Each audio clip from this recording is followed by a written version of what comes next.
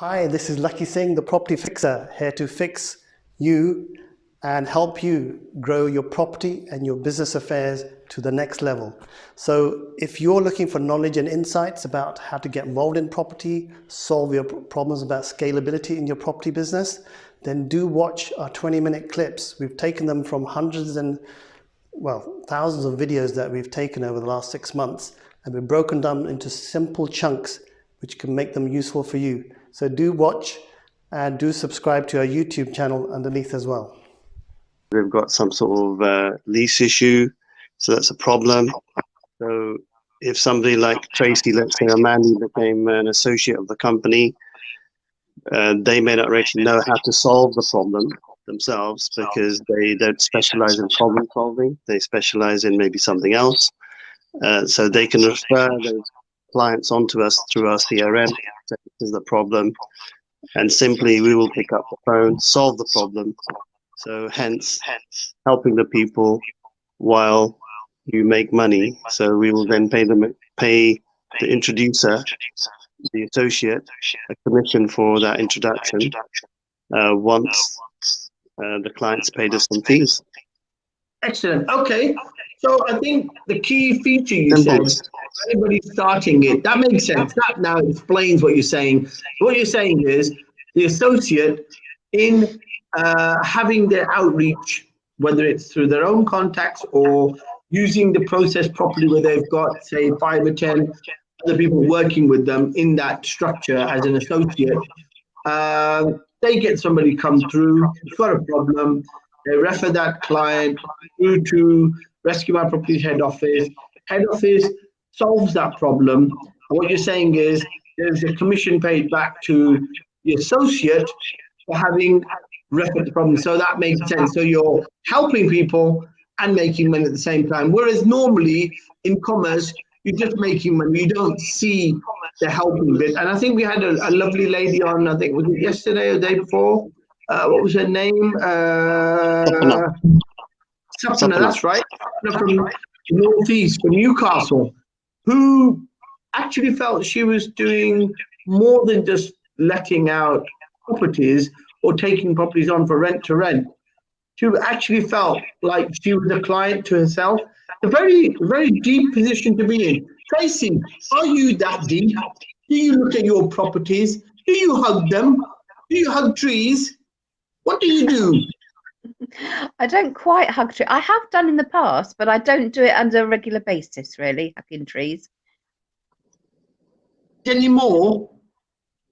Sorry, well, I haven't hugged them for a number of years, let's put it that way. But I do agree that we need a connection with nature. Yeah, so you have got ex-tree boyfriends that live around the corner from you. Don't want the stickiness of being in their eye again, just in case you try to stalk you. Bit difficult for a tree to stalk you, though, isn't it? It is, yeah. Okay, tell me, do you feel like you're providing a service, or you feel like it's a bit more than just doing, business, or do you have an angle of service on that? Do you think you're helping people in what you're doing sometimes? I hope so. I hope that's the case. I hope that well, I think just by doing what we're doing, we are helping people. We're helping people by maybe relieving them of a problem property that they don't want to manage or look after or do the maintenance of themselves, or they've for whatever reason it's left in disrepair. I think we help the buyers when they are looking for a nice home to live in. Hopefully everything that we do is done to a standard that we would like to live in ourselves. So I hope then that we help the people that are buying the properties to find a nice home. I think that we also try and help and be fair with our tradesmen and pay them a decent wage. So I feel that distributing some of the profits from what we do is quite important as well. And we do try and use local trades as well as the loyal ones that we take and do on our jobs as well. So yeah, I think that just by being an entrepreneur or being a property developer, I think that you can't help but help people along the way, really. Yes, I think that we do. Okay, that makes sense. I think, Lakhi, is this unique to property business people, or is it across the? Because I don't think you'll find that type level of service or empathy in other service industries. Before we ask you the answer to that question, sorry, we have a shout out for Mr. Mark Johnson, who actually was the invisible man. Yes, big shout out to you, Mark. Thank you so much for telling us who you are.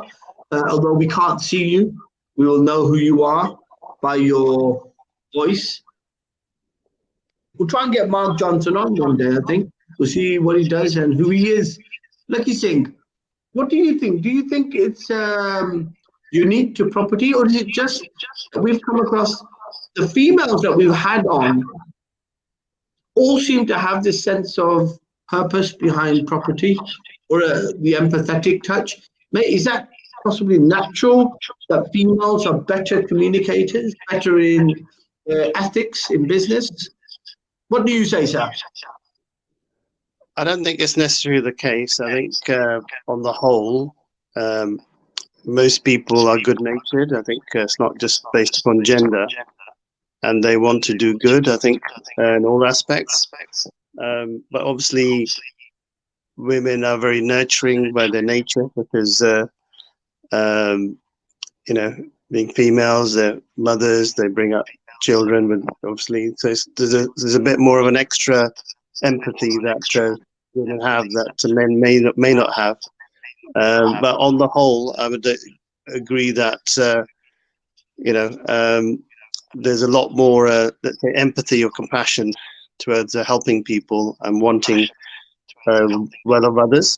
So I think that always goes well if you're in a very people-orientated business. If you're buying, selling, dealing with tradesmen, and people see that you've got a good nature to you, then the business is actually becomes an extension of the person by their nature. That makes sense. And especially if you're in a small community where people know each other, and if you're known to be somebody who's a helper, then you become the go-to person. So people, Tracy just probably gets a call from somebody saying, by the way, yeah, we love that you bought that property. We've got another one for you. We like the way you managed the purchase and the way you dealt with the solicitors and the agent. So, you know, your reputation is actually key to whatever you do. And if people like you and you've got, you know, that ability to really be a really good communicator, that could be the difference between a couple of £1 million here and there. Excellente, excellente. You're putting us under pressure, Lakhi Singh, when you talk about a couple of £1 million here and there. But no pressure, Tracy. Is that the difference between a couple of £1 million here and there in Bristol? Do you feel that would be the difference? What, that actually helping people would make a difference between a couple of million? Yeah. Well, I mean, I like to think that if I don't know if you would say that I believe in karma. I suppose I do, really. I like to think that if you are respectful and you do help other people, that eventually you actually have it repaid in various ways, whether that be financial or other ways. I'm not sure, but no, I do definitely believe that you should treat people how you would like to be treated yourself, and hopefully with those sort of ethics you tend to meet people that are genuine and have the same sort of views, really. Okay. I mean, look, that's really that's nice. That's lucky. It's squeegee. I like that. Sounds good. But isn't business, by the nature of business, about being a bit of a shark, a bit clinical? Isn't that the way business works? Isn't that the way the markets work? Tracy, what do you say? I'm going to ask you that first. I think you have a personal choice whether you want to behave like that or whether you want to do things differently. I actually want to be proud of the way I conduct my business, as well as the results that I get. So I would rather not be making millions and be more content and happy with the way that I've dealt with a project, than actually perhaps squeezing every last pound out of it for myself and not feeling that good about it. So I'd much rather, I mean, obviously I want to make a profit and I want to be successful. So I'm not saying that I would do it, well, at all costs. I think I would choose to do something else if I couldn't have the values that I have and still make a profit. I think I would probably not be in the right profession and decide that I have to try and do something else. Ah, that's so sweet. Okay, Lakhi Singh, go over to the city, to the big city. What do you say? Are you a sea lion with a shark fin, or are you a shark dressed as a sea lion? What way around is it? Well, I think you should never really have like a not necessarily picture perception about really what you're saying about what I think I am. My general ethos is to help people to get them out of complex scenarios. It doesn't necessarily have to be negative. Sometimes people are trying to raise raise a lot of money based upon a complex set of assets. It could only be £50,000 or £30,000. It's not always millions. Yeah, I would say I'm probably more on the less shark side. I'm probably more like a sea lion with the fin, with the shark fin. A sea lion with the shark fin. That's right. So, but the thing is, I'm quite aware of people in the market who are sharks. But if you're in Mayfair, on the whole, if you're not up to speed really what's going on around you, you could just end up actually losing money rather than actually making any money at all, because everybody's actually there and they're very short term in their thinking. Not many people are necessarily about the giving. So there's very few people that are in that mindset.